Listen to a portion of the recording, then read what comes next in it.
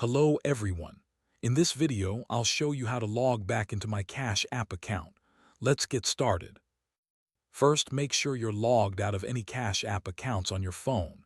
This is important so you can start fresh.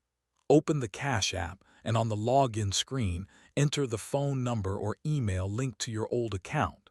Cash App will then send you a verification code. Once you enter that code, you'll regain access to the old account. But what if you don't have access to that email or phone number anymore? In that case, open Cash App, tap the profile icon in the top right and go to Support. From there, select something else, then choose Can't Access Old Account. Cash App will guide you to contact their support team. You'll need to provide details to prove the account is yours. Once verified, Cash App support can merge your old account with your new one. This way, your funds, transactions, and history are all combined into one account.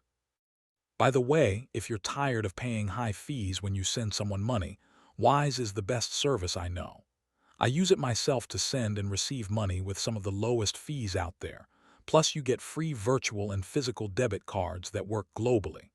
Right now, you can grab an exclusive offer. Your first transfer up to $800 is completely free with zero fees. You can create your free Wise account using the link below.